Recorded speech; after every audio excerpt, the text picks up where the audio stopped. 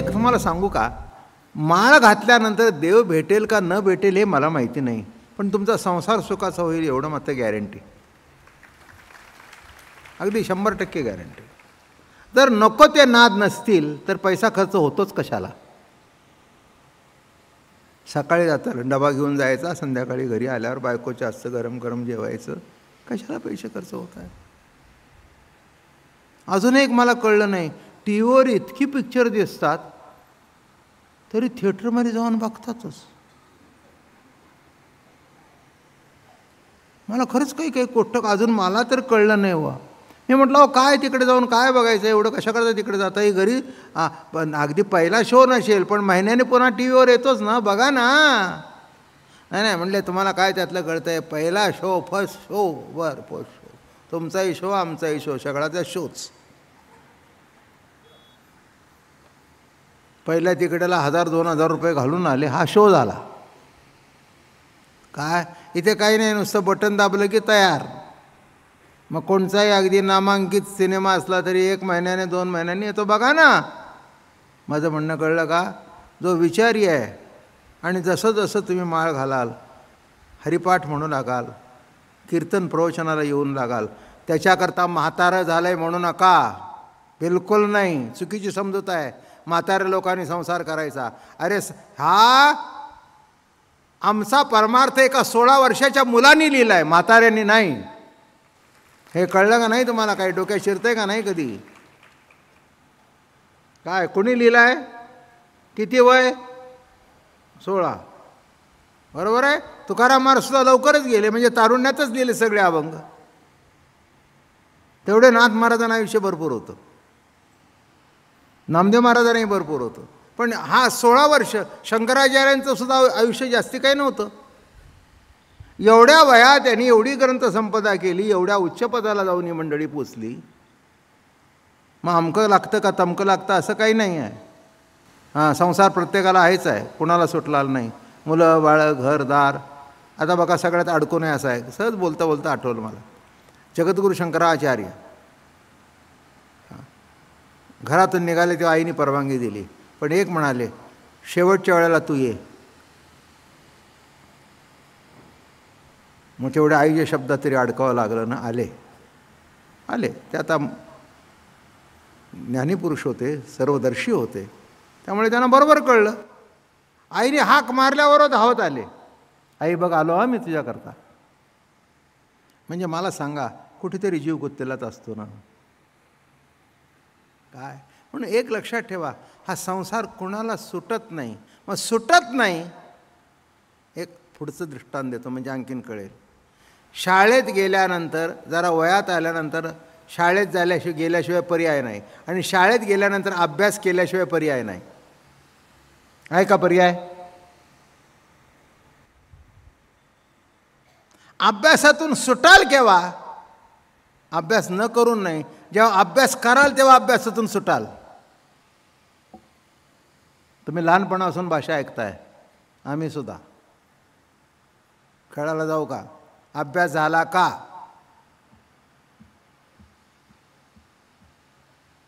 Homework कर, दाखव, झालं झालं झालं जा आता. म्हणजे अभ्यासातून केव्हा सुटाल, अभ्यास कराल तेव्हा. तसं संसारातून केव्हा सुटाल, जेव्हा योग्य पद्धतीने संसार कराल तेव्हा.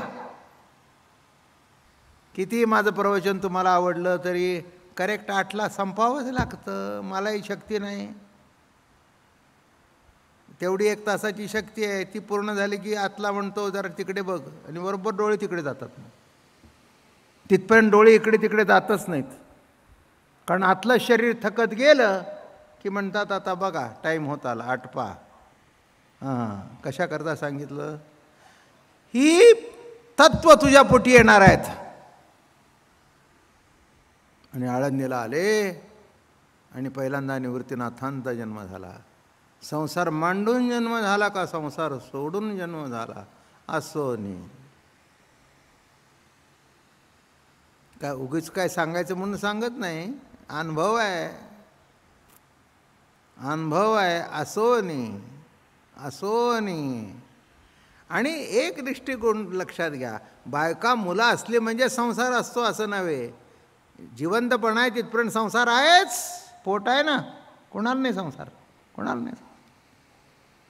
ज्याच्या आवडी त्याच्या आवडीप्रमाणे चालत का होईना जावं लागतं. नाही इकडच्या हॉटेलमध्ये जा, तिकडच्या हॉटेलमध्ये जा, बरोबर आहे ना. आता काय कितीतरी हॉटेल झाली. पूर्वी आम्ही एक दवे म्हणून होता स्टेशनला, आणि एक बादशाही.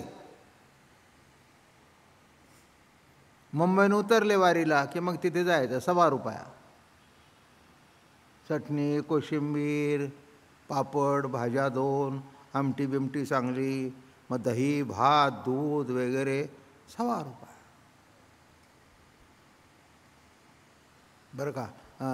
₹2 रेल्वेचं तिकीट, ₹4 तिकीट, ₹2 जेवणाकरता. आळंदीचा 8 आणे, ₹10 वारी होत होती. माझं म्हणणं कळलं का? हो, बादशाही. काय मी माईला काहीतरी म्हणतो, आता आपण मागे जेवलो होतो, आता कुठेही बादशाही कोणाला माहिती आहे. जेवायला जायला पाहिजे बरं का. काय मग चालतं. आपण कसे जात होतो त्या स्टेशनच्या समोर वरच्या मजल्यावर, आणि जेवण उत्तम, ब्राह्मणी जेवण अगदी उत्तम, रुचकर जेवण सगळं. अगदी आमटी तर मागून मागून प्यायचो आम्ही, वाटी वाटी, सुंदर करायची. आता कोणाला आमटी वाटते. डाळ तडका,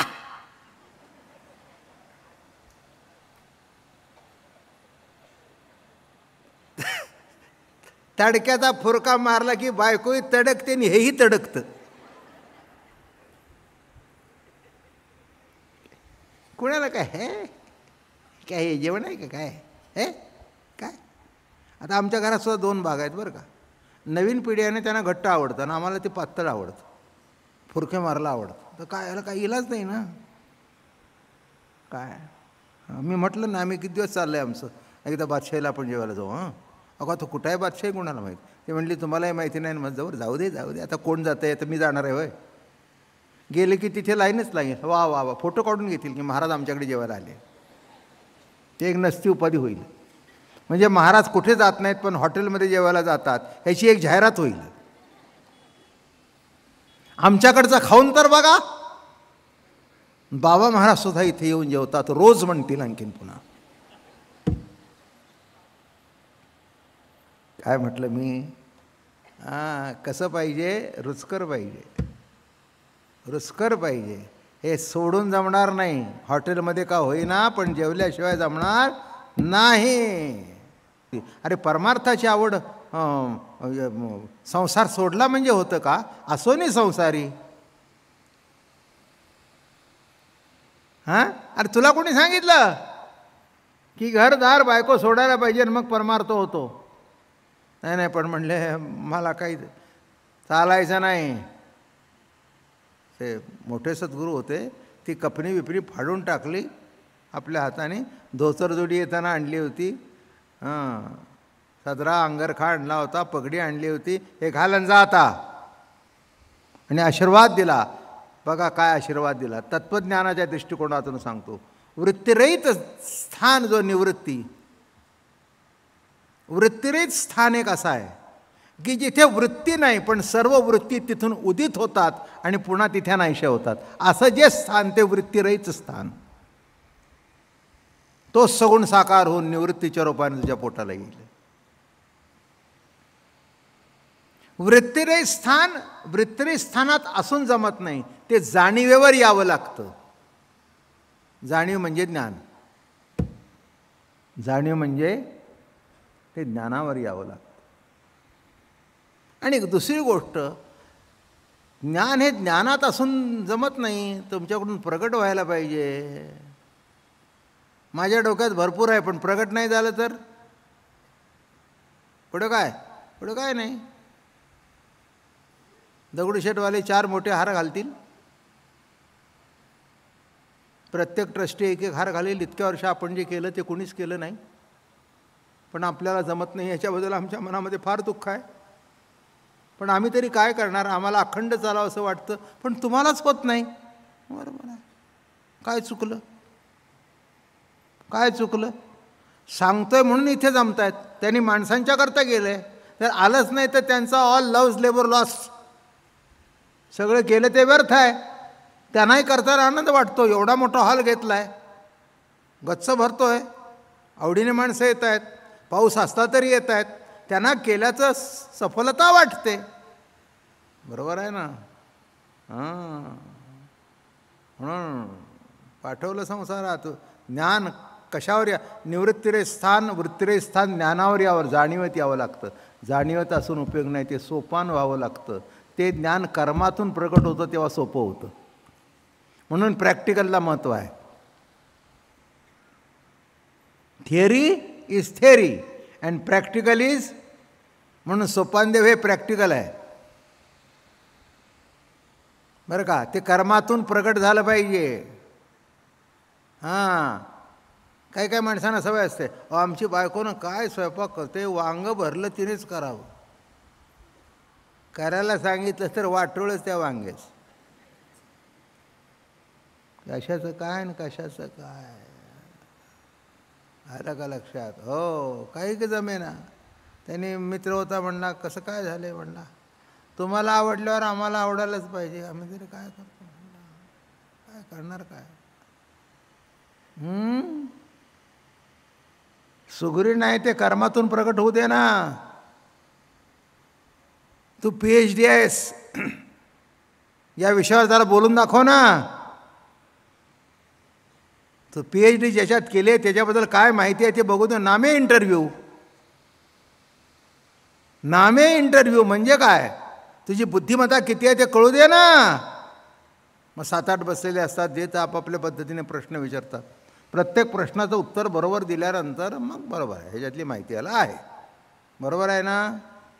ही जी गोरगरीब आहेत ना फुटपाथला, अहो त्यांच्यासोबत जात ठरलेले आहेत. काय खाली ते पोतं घालतात आणि वर हे नायलॉनचा तुकडा घेऊन, डोक्यावर पाटी घेऊन, अहो काय काय मजेशीर आहे तो, अशी पाटी घेतली की झोपतात. मी म्हटलं, लेको तुम्ही गोळ्या खाऊन सुद्धा झोपत नाही.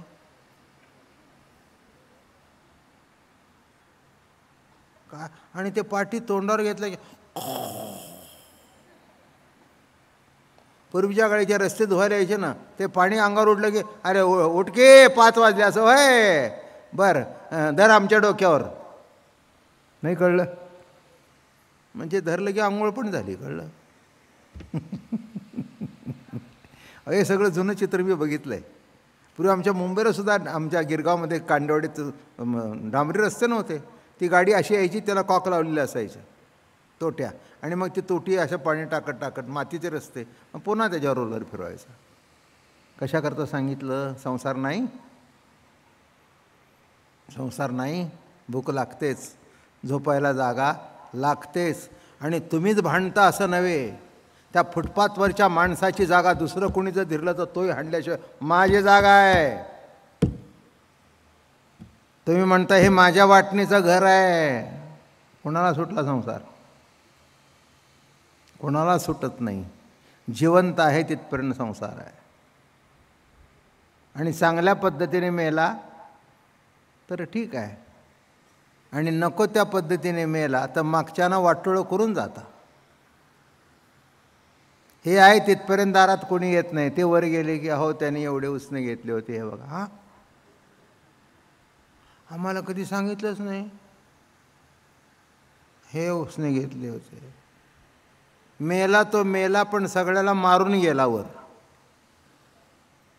कळला का संसार?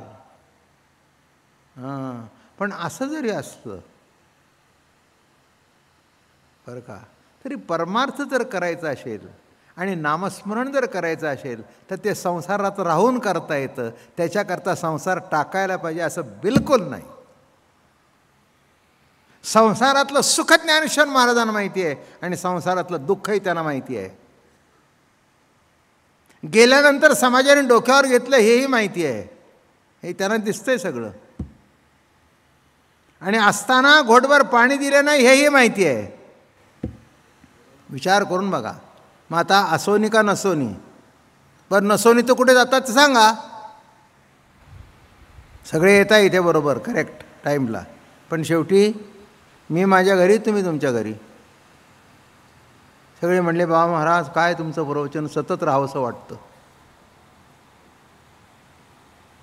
माझे डोळे पांढरे व्हायची पाळी येईल. आता एवढे सगळे जर आमच्या त्या न्यू अजंठाला आले तर काय करायचं, काय कसं काय राहायचं. म्हणून दर्शनाला सुद्धा मी तिकडे येऊ नका म्हणतो कुणाला. कोण जर म्हणले ना दर्शन यायचं, नाही मी तिकडे येतो संध्याकाळी या.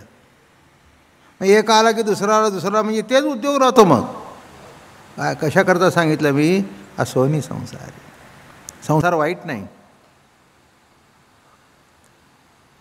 संतांनी ज्या पद्धतीने सांगितलं आहे त्या पद्धतीने करू.